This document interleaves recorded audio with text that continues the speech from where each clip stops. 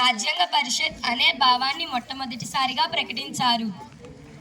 1935లోనే రాజ్యాంగ పరిషత్ ఏర్పాటు కోసం బ్రిటిష్ ప్రభుత్వాన్ని కాంగ్రెస్ డిమాండ్ చేసింది. 1942 క్రిప్స్ రాయబారి రాజ్యాంగ పరిషత్ ఏర్పాట్లు అవుతున్నట్లు అధికారంగా ప్రకటించారు. 1946 కేబినెట్ కమిటీ రాయబారి సిఫార్సుల మేరకు రాజ్యాంగ పరిషత్ ఏర్పాటు అయింది. 1946 జూలై ఆగస్టులో రాజ్యాంగ పరిషత్కు ఎన్నికలు జరిగాయి. ఇప్పుడు రాష్ట్రాలు అంటున్నాం, అప్పట్లో అంటే 1946లో ప్రావిన్సెస్ అనేవాళ్ళం. బ్రిటిష్ ఇండియాలో 11 ప్రావిన్స్లు ఉన్నాయి.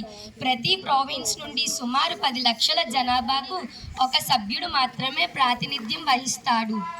సభ్యులు రాజ్యాంగ పరిషత్లో మొదట్లో 389 మంది సభ్యులు. పాకిస్తాన్ రాజ్యాంగ పరిషత్ విడిపోగా భారత రాజ్యాంగ పరిషత్లో 299 మంది సభ్యులున్నారు. వీరిలో స్వదేశీ సంస్థానాల నుండి 70 మంది నామినేట్ చేయబడ్డారు. రాజ్యాంగ పరిషత్కు నామినేట్ అయిన తెలుగు వారిలో కొందరి గురించి తెలుసుకుందాం. టంగుటూరి ప్రకాశం, నీలం సంజీవరెడ్డి, పట్టాభి సీతారామయ్య, బొబ్బిలిరాజు విజయకృష్ణ రంగారావు, ఎన్జి రంగా, కళా వెంకట్రావు, దుర్గాబాయ్ దేశ్ముఖ్. రాజ్యాంగ పరిషత్ మొదటి సమావేశం 1946 డిసెంబర్ 9న ఢిల్లీలో పార్లమెంట్లో జరిగింది. మొదటి సమావేశానికి 211 మంది హాజరయ్యారు. డిసెంబర్ 9న రాజ్యాంగ పరిషత్లో సీనియర్ సభ్యుడైన సచ్చిదానందన్ సిన్హాను తాత్కాలిక అధ్యక్షుడిగా, ఫ్రాంక్ యాంథనీని ఉపాధ్యక్షుడిగా ఎన్నుకున్నారు. డిసెంబర్ 11న డాక్టర్ బాబు రాజేంద్ర ప్రసాద్ను రాజ్యాంగ పరిషత్లో శాశ్వత అధ్యక్షుడిగా, హెచ్సి ముఖర్జీని ఉపాధ్యక్షుడిగా ఎన్నుకున్నారు. Thank you. My name is Varshini. I'm from 10th year. ఆశయాల తీర్మానం 1946 డిసెంబర్ 13వ తేదీన జవహర్లాల్ నెహ్రూ 8 అంశాలతో కూడిన ఆశయాల తీర్మానాన్ని ప్రతిపాదించారు.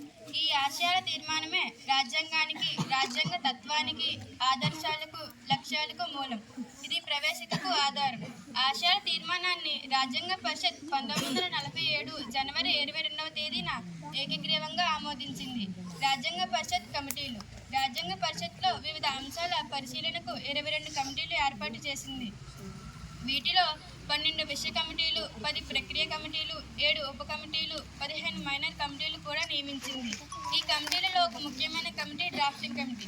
దీని అధ్యక్షత డాక్టర్ బిఆర్ అంబేద్కర్ గారు 6 సభ్యులతో కమిటీ నియమించారు. 1947 ఆగస్టు 29వ తేదీన రాజ్యాంగ పరిషత్ సమావేశాలు, చర్చలు.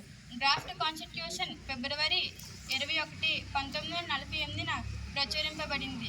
దీనిలో 315 ఆర్టికళ్లు, 8 షెడ్యూళ్లు ఉన్నాయి.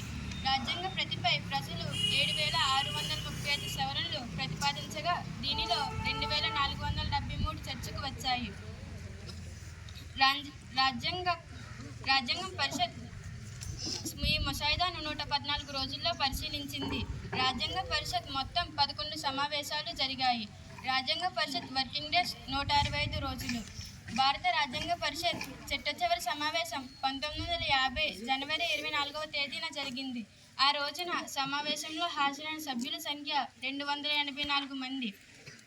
ఈ సమావేశంలో నూతన రాజ్యాంగం ప్రకారం భారత గణతంత్ర రాష్ట్రపతిగా డాక్టర్ బాబు రాజేంద్ర ప్రసాద్ను ఎన్నుకుంది. రాజ్యాంగ రూపకల్పన కోసం 2 సంవత్సరాల 11 నెలల 18 రోజుల సమయం పట్టింది. ఈ ముసాయిదాను రాజ్యాంగ పరిషత్ 1949 నవంబర్ 26వ తేదీన ఆమోదించి చట్టంగా మార్చింది. 1949 నవంబర్ 26వ రోజు నుండి పౌరసత్వం, తాత్కాలిక పార్లమెంటు ఎన్నికలు అమలులోకి వచ్చాయి. Thank you.